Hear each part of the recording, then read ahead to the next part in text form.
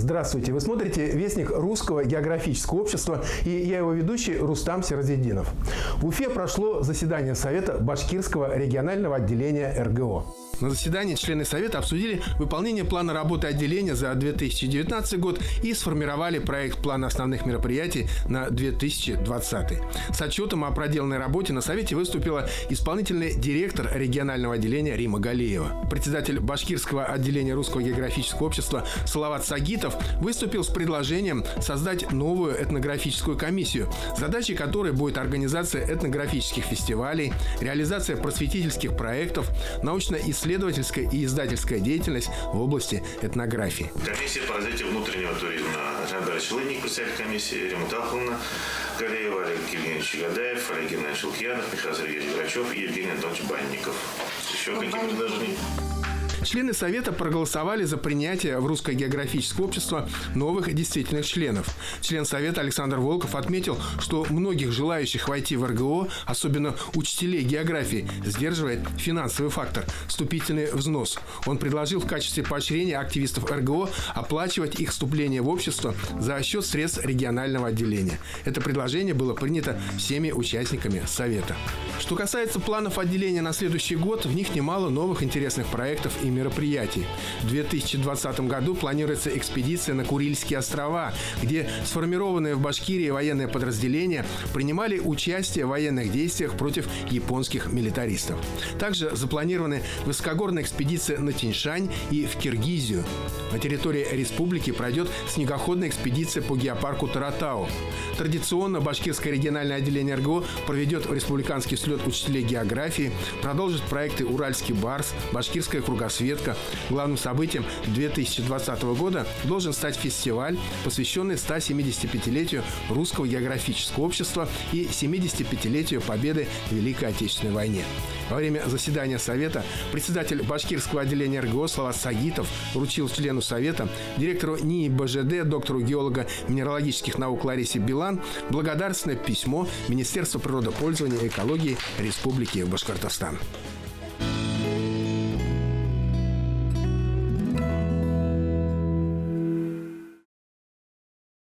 Кстати, Башкирское региональное отделение Русского географического общества поменяло свою прописку. На этой неделе офис исполнительной дирекции переехал в один из корпусов Башкирского государственного педагогического университета имени Акмуллы по адресу Октябрьской революции, дом 8. К другим темам. Недавно в Москве в рамках 4-го фестиваля Русского географического общества прошел круглый стол, посвященный развитию туризма. Его организовало для башкирских и московских туроператоров правительство Москвы. Республика Башкортостан и Москва. Креативные маркетинговые стратегии формирования встречных потоков. Эту тему обсудили участники встречи. Возможности столицы представила участникам совещания заместитель председателя комитета по туризму города Москвы Татьяна Шершавицкая. От Башкортостана выступили глава администрации Глинского района Николай Самойленко, представитель санатория Ингантау Айрат Галеев и исполнительный директор Башкирского отделения Русского географического общества Рима Галеева. В республике наш интерес очень большой со стороны туристов, туроператоров. Республику нашу знают, интересуются и хотят побывать. Но, к сожалению, наша делегация очень, скажем так, скудно была представлена. С госкомитета нашего никаких специалистов никого не было. И, к сожалению, и туроператоры почему-то приглашенные не приехали. И получилось, что у нас реальный проект, это первый геопарк в России, Янгантау был представлен Галеевым Айратом. Эта презентация была хорошая. И общественная, хотя мы организация общественного Русского географического общества, наши проекты по развитию туризма. Это Уральский барс, Башкирская кругосветка и подземное царство Башкортостана. Мы презентовали 3 наших проекта, очень заинтересованы. Конечно, у них интерес большой, но у туроператоров конкретный вопрос. Где останавливаться, на каком транспорте транспорт должен организовываться, значит, и конкретно с какими туроператорами можно взаимодействовать. К сожалению, наша республика не смогла вот на эти вопросы ответить. что конкретики не было, механизмы взаимодействия не предусмотрены. А хотя вот Москва не очень хорошо свои достопримечательности и презентовали, и условия высказали, и интерес проявили. В общем, считаю, что, конечно, надо было лучше подготовиться, потому что такой потенциал, как город Москва, где идет турпоток 65 миллионов в год, это огромный турпоток. И они готовы вот этот турпоток направить в Республику Башкортостан, но лишь бы мы были к этому готовы.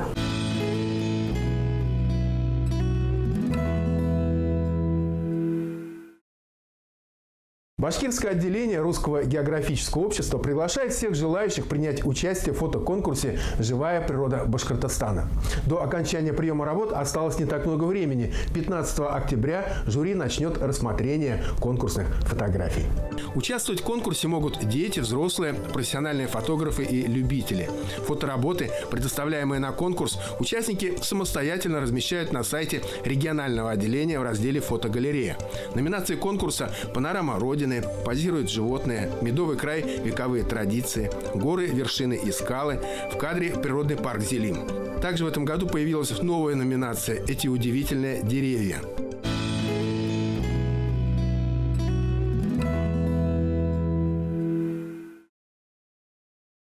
А сейчас я приглашаю вас в путешествие за полярный круг на Кольский полуостров. Вас ждут увлекательные приключения на дне Баренцева моря, в Териберке и на территории Лапландского биосферного заповедника. До встречи в следующую пятницу. Жду ваших откликов и предложений на сайте Башкирского отделения Русского географического общества rgo-rb.ru, а также в группе «Моя планета Башкортостан» в Фейсбуке. До свидания. Меня всегда привлекали северные моря. Во время работы на Чукотке я впервые оценил их необычайную прелесть и с тех пор заболел ими. Море Лаптевых, Чукотское море, Восточно-Сибирское, Берингов пролив. Они очень красивые, но красота эта скоротечна. С уходом недлинного лета ее покрывает ледяной панцирь. Однако есть и незамерзающие северные моря. Одно из них – Баренцево. Оно омывает берега России и Норвегии. Из-за влияния североатлантического течения юго-западная часть моря не замерзает. 2 года я вынашивал идею совершить экспедицию на Баренцево море. Наконец это удалось. В Москве на фестивале «Золотой дельфин» я познакомился с мурманскими дайверами. Вышел на туристическую компанию «Кола Discovery», которая пригласила меня на Кольский полуостров и любезно согласилась принять нашу экспедицию. Мы, наконец, в Мурманске. Раннее утро. В аэропорту садимся в полноприводный микроавтобус и берем курс на село Териберка. Там, в прибрежных водах Баренцева моря, нам предстоит несколько погружений с берега и с борта катера для подводных съемок обитателей северных вод. Прежде всего, камчатского краба, акклиматизированного в Баренцевом море, морского ежа и гребешка. В Териберку нас сопровождает Игорь Киселев, местный дайвер, профессиональный сборщик морского ежа и гребешка. Человек, благодаря которому и удалась наша экспедиция на Кольский полуостров. Игорь, ну что, какие планы у нас на сегодня? Ну, сейчас, в общем, Снаряжение мы, в общем-то, собрали. сейчас одеваем. Приезжает человек териберский, местный, ведет нас, значит, на место, руководит этим, куда едете. Одеваемся здесь и едем туда, погружаемся. Ну, там Попробуем, да, а там дальше уже на месте определимся. Да, все. Териберка – не основная база для дайвинга и морской рыбалки у компании Кола Discovery. Главный находится в Лиино-Хамаре. Там же причален 15-метровый катер, способный взять на борт до 10 дайверов. Олег Жирнов, владелец турфирмы и известный мурманский бизнесмен, обещал свозить нас в Лиино-Хамаре на следующий год. По его словам, места там намного краше. Тем не менее, нас потрясла и Териберка. Уже в конце 19 века здесь был довольно развитый населенный пункт. Имелись церковь, маяк, гидрометеостанция. Кстати, первая на Мурманском берегу. В начале 20 века норвежцы активно занимались здесь акульем и тресковым промыслом. У них была в Териберке своя фактория и магазин. Пик своего развития Териберка достигла в 40-х, 60-х годах прошлого столетия. Она даже стала районным центром. Но когда район перенесли в Североморск и появились крупнотоннажные суда, которые вели промысел в океане, прибрежный промысел потерял значение. Постепенно Териберка пришла в упадок. Здесь остался пограничный пост. И в порту мы даже обнаружили батискаф. Костюмы для дайвинга бывают разные. Бывают мокрые, бывают сухие, бывают охотничьи. Но поверьте, самый лучший костюм в мире – это личный батискаф. И хотя местные индустриальные пейзажи довольно унылые, сюда часто приезжают туристы, причем издалека. Люди приезжают на машинах, ставят палатки. Ага. И там, короче, Не, ну на машинах это приезжают местные. Нет, из Москвы приезжали, из Питера. Москвы, Тамбов, Ижевск. Теперь к многочисленному списку прибавилась и наша родная Уфа. Причем мы не просто туристы, а дайверы. И сейчас будем измерять дно Баренцева моря. Ну что ж, вот мы и на берегу Баренцева моря. И сегодня у нас первое погружение Чегдай. Баренц-Хавет – это по-норвежски, до 1853 года называлось Мурманским морем. В 1853 году море было названо Баренцевым в честь голландского мореплавателя Вильяма Баренца. Оно богато различными видами рыб – био- и зоопланктоном. В промысловом отношении наиболее важны треска, пикша, сельдь, морской окунь, зубатка, камбала и палтус. По дну всей акватории моря водятся морские ежи, звезды, двухстворчатые моллюски. Поэтому Баренцево море является районом интенсивного рыбного промысла. Во всем этом мы убедились воочию, едва успели окунуться в прохладные воды Баренцева. Мне очень понравилось. Чистая вода, прозрачная, хорошие глубины. То есть я в концу уже разнырялся где-то метров до 15, до 20. Уходил до 15 метров? Да. Я же говорю, я вижу краба, ныряю, но я не догруженный. Я много трачу на то, чтобы пройти, условно говоря, первые 10 метров. Я 10 метров прохожу, вроде все, пошла отрицательная плавучесть, но мне уже воздуха не хватает. Если бы мне еще 4 килограмма грузов, я спокойненько, потихоньку мог бы опуститься его. Сначала было тяжело продуваться, но потом нормально все. Да, ради того, чтобы увидеть это, стоило пролететь через полстраны. Когда мы вышли из моря на берег, эмоции перехлестывали все остальные чувства. Вот это путешествие, вот это экстрим. На глубине 15-20 метров нам даже удалось наткнуться на рэк, затопленный морской катер. Местный моряк Андрей Зубов рассказал нам об этой истории. Резали металлолом и просто кинстом не успели закрыть. И все. Но больше всего в Териберке нас потрясла ловля краба и сбор морепродуктов. Первая удачная перевозка крабов с Дальнего Востока в Баренцево море произошла в 60-м году. Основной завоз проходил в 61-69 годах. Причем большую часть крабов в Мурманск доставили авиатранспортом. В 77-78 годах прошлого столетия еще 1200 крабов были привезены сюда по железной дороге. Сейчас численность крабов в Баренцевом море быстро растет. О, красавец! Красавец. Еще 6 лет назад она достигала не менее 100 миллионов особей. Будучи всеядным хищником, дальневосточный краб уничтожает местные виды ракообразных морских ежей, моллюсков. Это вызывает определенную тревогу. Поэтому в феврале 2010 года Федеральное агентство по рыболовству сняло запрет на добычу краба. В начале 60-х, еще при советской власти, с Дальнего Востока сюда, в Мурманск, на Кольский полуостров, вернее, на Баренцево море, привезли дальневосточных крабов. Они здесь прекрасно ужились, размножились, и сегодня их ловят и готовят прекрасные деликатесы. Впрочем, кроме десятиногого монстра, достигающего в диаметре от кончика одной клешни до кончика другой почти метра, в Баренцевом немало и других морских обитателей, являющихся настоящими деликатесами, которые способны украсить стол самого изысканного европейского ресторана. Например, гребешки, двухстворчатые моллюски. Они не менее популярны, чем устрицы или северные морские ежи. И то, и другое мы насобирали на дне Баренцева в достатке. А когда начали есть, вообще почувствовали себя богами викингов. Наверное, только в Вальхалле можно испытать такое наслаждение. А вот это вот миг гурмана.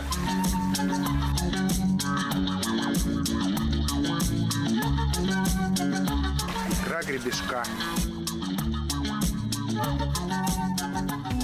Второй день нашего пребывания в Териберке. Сегодня мы на катере Андрея Зубова, который, кстати, он построил своими руками, едем на губу Орловка. Туда плывем. Губа Орловка. Сейчас вновь будем нырять за морепродуктами. Баренцево нервничает, за бортом небольшая волна. Находим бухточку поспокойнее, и Андрей бросает якорь. В охотничьем 10-миллиметровом костюме на задержке дыхания первым ныряет Владимир Рязанцев. За ним в воду идет Алексей Ашмарин. А на корме штормят два желто-голубых флага – башкирского спутникового телевидения и телепроекта «7 жемчужин». Ну и триколор, естественно. Мы находимся в непосредственной близости от нейтральных с Норвегией вод.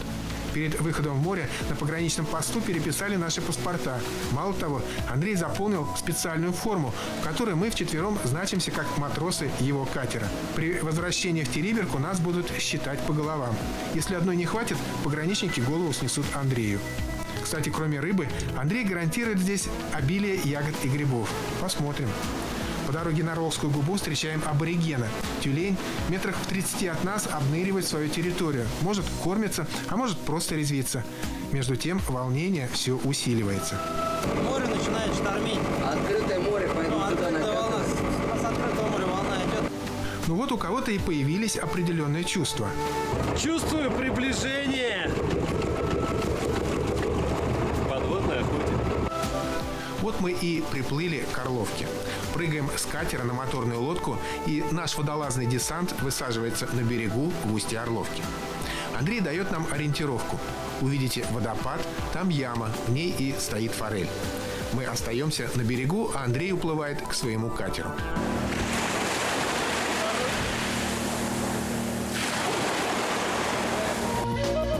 Кто-то теряет, кто-то находит. Таких находок у нас было очень много.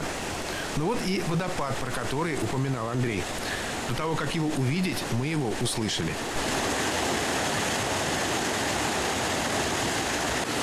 Водопад хоть и небольшой, но вода вокруг тебя бурлит, словно ты в Ниагаре. А вот и семушка. Ей, в отличие от нас, совершенно наплевать на турбулентность воды вокруг. Она в родной стихии. У Володи проснулся охотничий инстинкт. Надо взять эту рыбу. Мы столько километров пролетели для этого. Признаюсь, попыток было несколько, даже больше, чем следовало.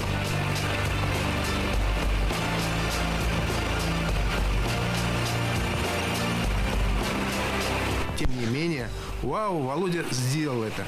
Наш первый орловский трофей.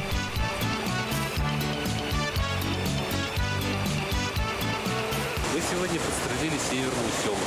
Это первый наш добытый трофей на севере. Впрочем, не давал фору водолазам и наш спиннингист Рафаэль Янгиров. По крайней мере, тоже взял форельку. Глядя на его успех, решил закинуть спиннинг и я.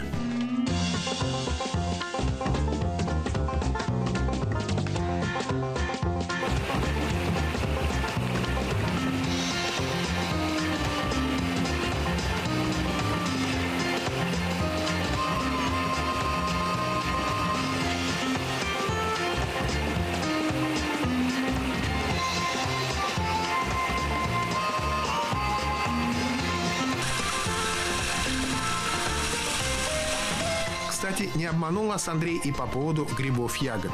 Пока шли по тундре, просто удивлялись изобилию суровой северной земли. Брусника, голубика, вороника. Под ногами словно какой-то маг рассыпал разноцветное конфетти. Но вот мы и вновь на катере Андрея под сенью наших флагов.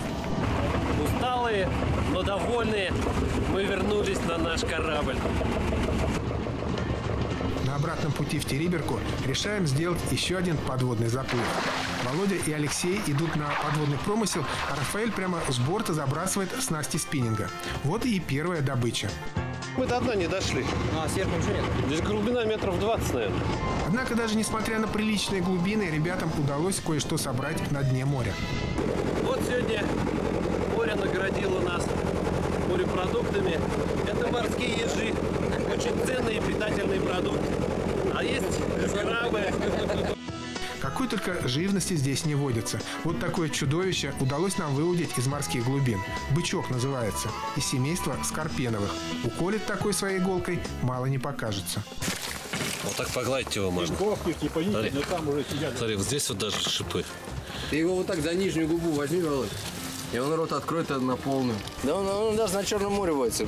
Черт они его там по-разному называют. Ну что ж, вот и пришло время прощаться с Баренцевым морем. Нас ждет рыбалка и охота на реке Вува.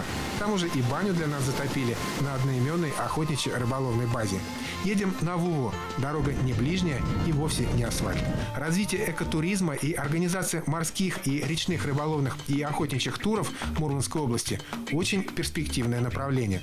Целебный, экологически чистый таежный воздух, заполярная нетронутая природа, сопки, горы, тундра, увлекательная рыбалка и охота доставляют настоящее и незабываемое удовольствие. Сама Вува собирается из ручьев, стекающих с южных склонов сальной тундры. Сначала Вува течет на юго-восток, затем поворачивает на запад и, наконец, впадает в Верхнетуломское водохранилище. Вува богата рыбой. Много лосося, форели, кумжи, гольца, палия. В ближайших озерах водятся сик, хариус, щука, окунь, налим, плотва, ряпушка. Вот такая щука водится на севере. Да. Настоящая мурманская щука. Особый интерес у рыболовов вызывает кумжа. Она очень похожа на семгу, однако отличается окраской и некоторыми другими признаками. При входе из моря в реку кумжа имеет светло-серебристую чешую, на которой выше и ниже боковой линии в большом количестве разбросаны темные пятнышки. Хвостовой и спинной плавники темно-серые, остальные более светлые. Чешуя у хвоста мельче, чем на боках. Средний вес кумжи 3-4 килограмма, меньше, чем у семги. Однако некоторые особи достигают веса 10-12 килограммов. Нам такие не попадались, однако мы довольствовались и малым. Вот здесь я и поймал. Красота. Красота. Все эти дни, проведенные на базе Вува, мы не переставали удивляться не только природной красоте края, но и рукотворной красоте созданной здесь инфраструктуры. Словно в сказку попали. Как отметил хозяин базы Олег Жирнов, это заслуга волшебника, так его зовут друзья, Михаила Жвика. У Михаила немало способностей. Помимо художественной обработки дерева и виртуозной игры в теннис, Михаил – непревзойденный кулинар. Какими только божественными блюдами он нас не почивал. Миша, это плов узбекский или мурманский? Узбекский. Мурманский по-узбекски. Но он дорогой, от души делается. Разыгрывается игра. Если получится, будут хвалить. Если не получится, будут бить. Это точно я тебе говорю. Я без шуток. А еще были шашлыки, шулюм из тетеревов и, главное, блюдо Миши – пятиминутка – обжаренные грудки глухаря. Причем приготовленные на немецкой трофейной сковороде времен Второй мировой. Это литейка. Сковорода, литье. Да, с голоду на Вуве не умрешь, это точно. Всегда можно собрать грибы, ягоды, наловить рыбы, наконец подстрелить дичь. Что мы периодически и делали. Наша экспедиция смогла ощутить все прелести северной рыбалки и охоты. Заканчивается наша северная Одиссея. С базы Вува в ночь мы тронемся на нашем вездесущем микроавтобусе на Мурманск. И далее самолетом в Питер. Немножко грустно расставаться с этим гостеприимным местом и с этими открытыми добрыми людьми. Но и домой тоже хочется. К своим близким, на родину. До свидания, Мурманск. До свидания, Кольский.